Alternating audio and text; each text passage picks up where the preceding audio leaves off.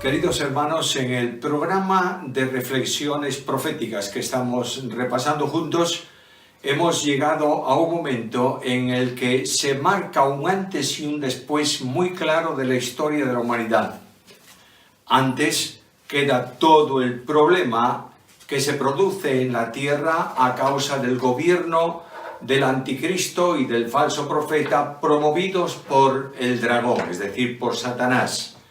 En ese reino se ha levantado una violenta oposición contra Dios, y el Dios de la gloria, su Hijo Jesucristo nuestro Señor, desciende del cielo a la tierra en su segunda venida. Y todas las huestes, los ejércitos convocados para luchar contra él, quedan eliminados. Va a iniciarse un tiempo admirable en la tierra, que en el libro de Apocalipsis se llama, como se presenta, como el reino de los 1000 años, en el cual Cristo va a gobernar, a reinar literalmente aquí en la tierra. Pero este reino tiene un acceso y una puerta de acceso.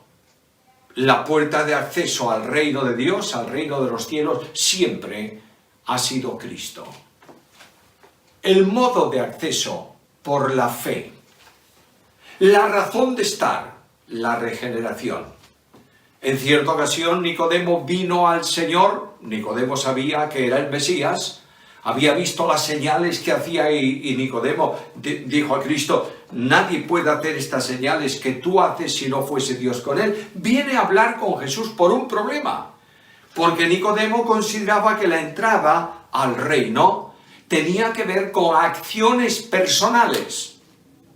¿Qué debo hacer? ¿Qué debo cumplir? ¿Qué ordenanzas tengo que realizar? ¿Qué forma de vida tengo que llevar a cabo? Y cuando viene a hablar con Jesús, Cristo le dice: mira, Nicodemo, si no naces de nuevo, ni ves ni entras al reino. Ahora, este reino que va a ponerse en funcionamiento aquí en la tierra, perdonadme esa forma de expresarlo, va a ir rodeado de dos grandes hechos. En primer lugar, un juicio o unos juicios. En segundo lugar, unas resurrecciones. Primeramente, consideremos las resurrecciones. Normalmente o habitualmente hay personas que entienden que hay solo una resurrección final. De justos para la vida eterna, de impíos para la perdición eterna. En cierta medida tienen razón en la lectura literal de la profecía tal como está. Pero cuando yo voy al Nuevo Testamento, descubro que existe un determinado programa de resurrecciones para los creyentes antes de la instauración del reino de Dios o del reino de los cielos aquí en la tierra. Llamo vuestra atención a la carta primera a los Corintios, capítulo 15, versículo 20. Mas ahora Cristo ha resucitado de los muertos, primicia de los que durmieron es hecho. Porque por cuanto la muerte entró por un hombre y también por un hombre la resurrección de los muertos. Porque así como en Adán todos mueren, también en Cristo todos serán vivificados. Pero cada uno en su debido orden. Cristo, las primicias. Luego los que son de Cristo en su venida. Luego el fin, cuando entregue el reino a Dios y Padre, cuando haya suprimido todo dominio, toda autoridad, toda potencia, porque es preciso que Él reine hasta que haya puesto a todos sus enemigos debajo de sus pies. De manera que el apóstol Pablo habla de por lo menos 3 resurrecciones o 3 grupos de personas involucradas en el programa de resurrección. El primero de ellos del programa de resurrección es Cristo, y dice que Cristo las primicias. Es decir, aquel grano de trigo que cae en la tierra y que muere lleva mucho fruto. Y en el tiempo de los israelitas, las primeras espigas de fruto se llevaban y se presentaban delante de Dios. Era la donación que el propietario del campo hacía para el Señor, esperando tener una cosecha bendecida después. Y Cristo es las primicias. Me llama la atención el hecho del plural ahí, de modo que hay algunos que piensan, entienden, sugieren que juntamente con Cristo, el día de la resurrección de Cristo, cuando Cristo resucitó de los muertos, otros creyentes fueron resucitados también y saliendo de sus tumbas se presentaron en Jerusalén a personas que los vieron. ¿Es esto las primicias? No creo que sea así. La referencia al hecho de la primera resurrección es Cristo. Cristo resucitó. Modelo de resurrección, modelo de cuerpo de resurrección, modelo de glorificación también. Pero inmediatamente me dice Pablo que después de Cristo, que resucitó, luego los que son de Cristo en su venida. Notad el versículo. Cristo las primicias, luego los que son de Cristo en su venida. Y naturalmente, aquí hay por lo menos dos grupos o dos tiempos de este segundo programa de resurrección. En primer lugar, la resurrección de los creyentes que corresponden al tiempo de la dispensación de la Iglesia. Notad que el apóstol Pablo dice en la carta primera a Tesalonicenses capítulo 4 versículos 16 en adelante, dice que Cristo desciende del cielo, la trompeta de Dios, ya lo hemos visto, y los muertos en Cristo resucitarán primero. Luego se está refiriendo a la resurrección que tiene lugar de los creyentes que han muerto a lo largo del tiempo histórico de la Iglesia, pero inmediatamente habla de los que son de Cristo en el sentido de que también los santos del Antiguo Testamento. Estos santos del Antiguo Testamento no estaban esperando, como algunos dicen, tierra y bendiciones temporales. La carta a los Hebreos en el capítulo 11 habla de Abraham y dice que esperaba la ciudad que tiene fundamentos, cuyo constructor y arquitecto es Dios. Los creyentes tienen una visión celestial, no temporal, no importa en qué lugar hayan sido salvos. Pero también nos describe el Apocalipsis que debido a la persecución levantada por el anticristo contra los santos, tanto de Israel como de los que creen en Cristo, de los muchos miles o millones que han creído en Cristo a lo largo del tiempo de la predicación de los 144.000 y que mueren por el testimonio de Cristo, estos serán resucitados para entrar con Cristo al reino milenial. Ahora, este grupo de resurrecciones pone de manifiesto que no habrá solo una resurrección final, por cuanto aquí se habla de un tipo de muertos, los muertos en Cristo. Ahora, la resurrección de los muertos de la Iglesia no vamos a entrar en ella, la hemos considerado, podéis volver atrás en el canal, están esas consideraciones. Quiero referirme a la resurrección de los muertos de Israel. Indudablemente, los que han muerto creyendo en Cristo van a ser resucitados. Los israelitas habían recibido promesas temporales también, además de vida eterna. Habían recibido promesas temporales y las promesas temporales tenían que ver con un reino en la tierra. Dios había prometido a Abraham darle para él y para su descendencia todos los lugares donde él pisaba con su pie, es decir, el entorno de Israel, de Palestina, donde él estaba como peregrino. Inmediatamente después de esto, la Biblia habla también de la promesa que Dios hizo a David, en cuanto a que de su descendencia habría uno que se sentaría en el reino de Israel, en el trono en su trono, y el reino suyo iba a ser perpetuo, iba a ser definitivo. Ninguna de estas promesas se cumplió todavía, pero el Dios de la Biblia, que hace una promesa, que formula una promesa, se compromete a cumplirla porque Él es fiel. De manera que la profecía habla de la resurrección de aquellos que tenían esperanza en el cumplimiento de las promesas y las van y que habían muerto creyentes, y las van a ver cumplidas en el reino milenial de Jesucristo. También los santos de la tribulación. Estos santos de la tribulación van a ser resucitados después de la tribulación, valga la redundancia de la palabra. Mirad Apocalipsis, por favor, capítulo 20, versículos 3 al 5. Apocalipsis, capítulo 20, versículos 3 al 5. Dice así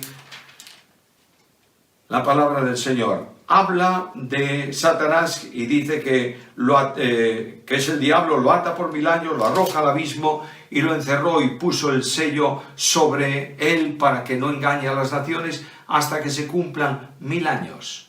Después de esto debe ser desatado por un tiempo. Y vi tronos, y se sentaron sobre ellos los que recibieron facultad de juzgar, y vi las almas de los decapitados por la causa del testimonio de Jesús, y por la palabra de Dios, que no habían adorado a la bestia ni a su imagen, y que no recibieron la marca en sus frentes ni en sus manos, y vivieron, y reinaron con Cristo 1000 años. Ahora observad esto, pero los otros muertos no volvieron a vivir hasta que se cumplieron 1000 años. Esta es la primera resurrección.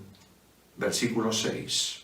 Bienaventurado el santo, el que tiene parte en la primera resurrección. La segunda muerte, es decir, la muerte definitiva, no tiene potestad sobre estos, sino que serán sacerdotes de Dios y de Cristo y reinarán con él 1000 años. Todos aquellos que han dado su vida por el testimonio de Jesucristo, todos aquellos que fueron muertos durante el tiempo de la tribulación, especialmente la segunda parte de la última semana, es decir, los 3 últimos años y medio, serán resucitados y entrarán para reinar con Cristo. Notemos esto bien, por favor. No hay una sola resurrección final, hay un programa de resurrecciones. Y Pablo en la carta a los Corintios dice cada uno en su debido orden. Y esa palabra se utilizaba por los griegos para hablar del desfile, un desfile militar. Las tropas iban pasando en su orden, unos primero, luego otros, y finalmente se cumplía todo el paso de las fuerzas militares. Así los creyentes, el primero en el orden, Cristo. Luego los que son de Cristo en su venida, traslado de la iglesia. Después los santos de Israel y finalmente los santos del tiempo de la tribulación. Resurrecciones. Ahora juicios. Notad que esto está también determinado y establecido en la palabra. En primer lugar, hay un juicio determinado sobre Israel. ¿Y cuál es la razón de ese juicio? Pues es determinar visiblemente quiénes son los que son salvos de Israel y quiénes no. Momento del juicio y cronología de ese juicio está en el capítulo 24 y 25. Y notad por favor que en el capítulo 24 del Evangelio según Mateo, estoy refiriéndome a Mateo, capítulo 24, versículos 4 al 26, se habla del periodo de la tribulación, de lo que va a ocurrir en la última semana de Daniel. En el capítulo 24, versículos 27 al 30, el Señor se refiere a la segunda venida suya. Y finalmente, capítulo 24, versículo 31, a la reunión del Israel salvo, de todo Israel, mejor dicho, capítulo 24 de Mateo, versículo 31. Y enviará sus ángeles con gran voz de trompeta y juntará a sus escogidos de los 4 vientos, desde un extremo del cielo hasta el otro. Ahora, estos que están reunidos ahí, el juicio va a determinar quiénes pueden entrar al reino y quiénes no pueden entrar al reino. Vuelvo a recordaros que Cristo dijo a Nicodemo, si no naces de nuevo, ni ves el reino, ni entras al reino.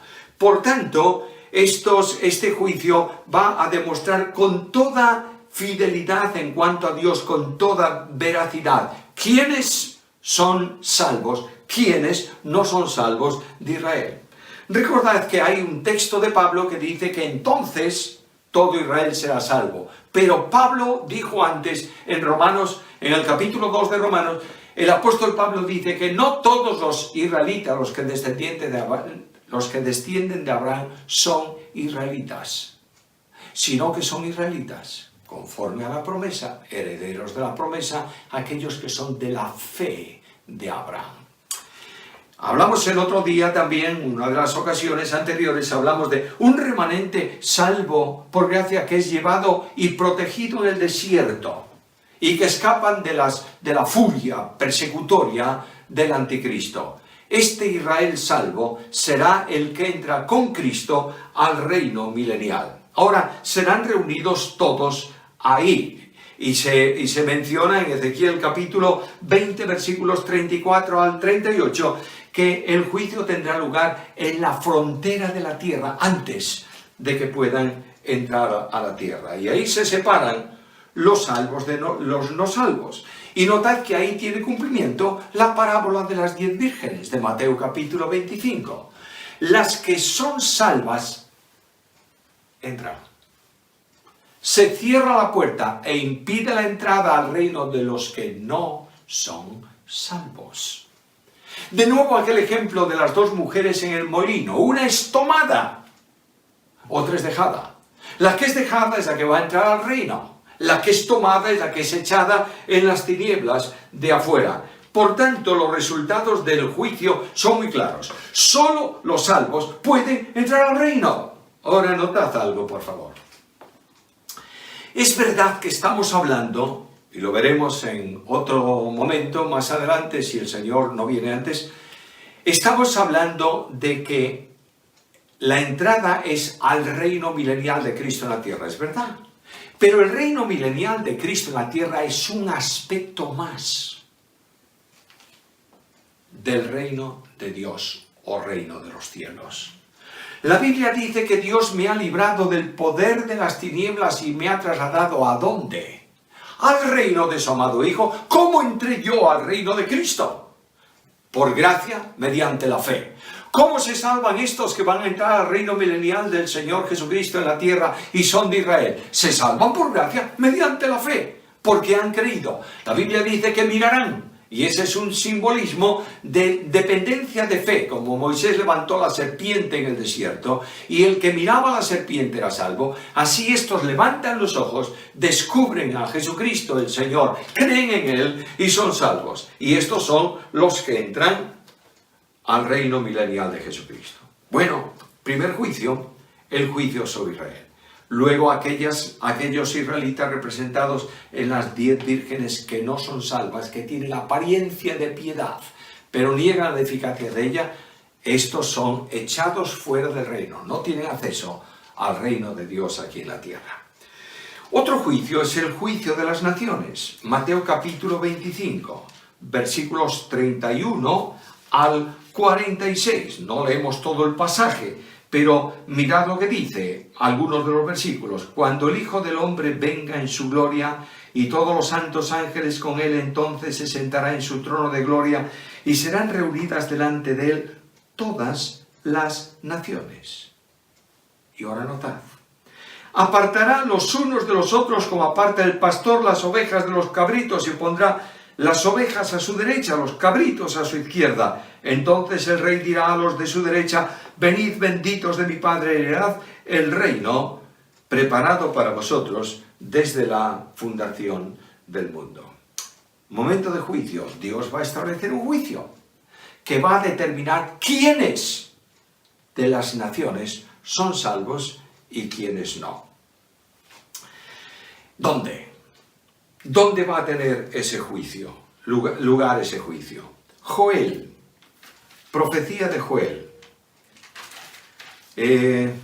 Capítulo 3. Joel capítulo 3 y versículo 2. Reuniré a todas las naciones y las haré descender al valle de Josafá, y allí entraré en juicio con ellas, a causa de mi pueblo y de Israel mi heredad, a quien ellas esparcieron entre las naciones y repartieron mi tierra, y echaron suerte sobre mi pueblo, y dieron los niños por una ramera, y vendieron las niñas por vino de beber. El valle que ahí se menciona, el valle de Josafá, es imposible determinar su ubicación geográfica. puedes preguntar a quien tú quieras, que nadie experto en Biblia del Antiguo Testamento y especialmente del mundo de formación religiosa judía te puede decir dónde es el valle de Josafat. Sugiero que ese valle es el que se va a formar cuando Cristo pone los pies sobre el monte de los olivos y se divide de norte a sur, de este a oeste, se rompe y se extiende de este a oeste, haciendo un valle muy largo, muy grande, donde Dios llama a juicio a las naciones. El nombre Josafat significa precisamente Jehová juzga, y los que serán juzgados son precisamente las naciones de la tierra. ¿Y qué diferencia hay entre unos y otros? Bueno, notad que hay 144.000 que han salido por la faz de la tierra para predicar el Evangelio. Y muchos miles de personas reciben a Cristo por la fe en ese tiempo, por el ministerio de los 144.000. Jesucristo el Señor, en la parábola, en una de sus enseñanzas parabólicas, dice que el Señor dirá entonces a unos: entrad al reino, benditos de mi Padre, porque tuve hambre, me disteis de comer, estuve preso, me fuisteis a visitar, enfermo, me cuidasteis. Y algunos dicen: ¿pero cuándo fue esto, Señor? Y Él dice: cuando lo hicisteis a uno de estos mis pequeños, lo habéis hecho a mí. Cuando yo voy al libro de Josué, descubro que Rahab la ramera es una mujer creyente antes de la conquista de Jericó. Y es una mujer creyente, auténtica creyente, porque cree en Dios y dice: yo sé que vuestro Dios os ha dado toda la tierra y que la gente está temblando de miedo porque Dios ha actuado de esa manera en ellos. Y ella toma a los espías enviados por Josué y los esconde en el terrazo, en la parte alta del edificio, entre atados de lino. ¿Por qué lo hizo? Porque es creyente y trataba a los que son creyentes como corresponde, hermanos. De manera que la evidencia del nuevo nacimiento no está en lo que dicen, sino en lo que operan. No está en decir que aman, sino en que aman de verdad. Notad que el Señor Jesús va a llamar en un tiempo a cuentas a todos aquellos que dicen que le amaban y le decían: Señor, Señor, en tu nombre hicimos esto y lo otro y lo demás allá. Y Cristo les dice: nunca os conocí. Apartaos de mí, obreros inicuos. La certeza de salvación consiste en esto: conoce el Señor a los que son suyos, y estos que son suyos se apartan de iniquidad. De manera que ahí las naciones van a ser limpiadas de incrédulos. El pueblo de Israel histórico o biológicamente hablando es limpiado también. Y todos los incrédulos, tanto de las naciones como de Israel, van a ser lanzados fuera, al lugar donde, dice la Escritura en forma figurada, simbólica, está el gusano que no muere, y donde se produce un rechinar de dientes, un crujir de dientes por impotencia. El reino de Dios se abre. Cristo va a reinar. Y la tierra estará poblada entonces solamente por personas salvos por gracia mediante la fe. Notad lo que habíamos leído en el Evangelio según Mateo capítulo 25. El pastor aparta las ovejas, los cabritos. Unos son dejados, entran al reino. Otros son echados fuera porque no son salvos. Al reino de los cielos, en la dimensión actual y en la dimensión milenial y en la dimensión eterna, solo acceden los salvos por gracia mediante la fe. Y los creyentes de la actual dispensación estamos ya en el reino, espiritualmente hablando, que se manifiesta de esta forma hoy. Permitidme recordaros algo: Dios es soberano y ha tenido reino siempre, desde el principio hasta la perpetuidad. Este reino se ha manifestado de distintas formas, en distintas expresiones a lo largo del tiempo.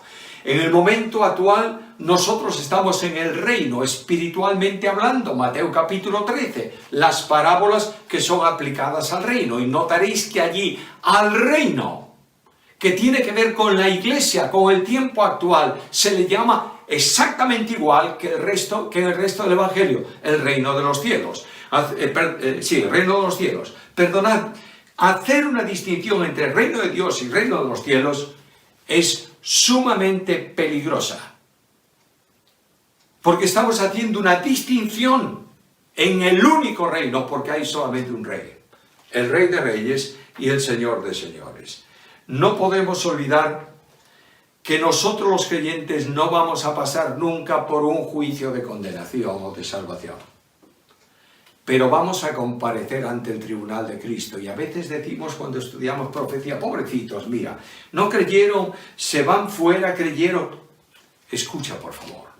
Todos nosotros compareceremos ante el tribunal de Cristo para dar cuenta de lo que hemos hecho. Y hay muchas personas que hablan de piedad, pero no viven en ella. Y hay muchos creyentes que hablan de amor, pero no aman a los hermanos. Y hay muchos creyentes que dicen qué fantástica reunión eterna y no quieren congregarse con nadie que se llame de otra manera o de otra forma distinta a como se llama él. Hermanos queridos, la profecía que presenta una panorámica admirable de lo que Dios va a hacer, llama mi atención personal hoy, en este momento, y me dice, ¿cómo estás viviendo tú? Que el Señor nos ayude y bendiga, para que podamos, viendo la profecía, vivir para la gloria de Dios, conforme a su determinación y de acuerdo con su propósito. Puedes tener paz en la tormenta, fe y esperanza cuando no puedas seguir, y aun con tu mundo hecho pedazos, el Señor guiará tus pasos en paz en medio de la tormenta. Muchas veces yo me siento igual que tú.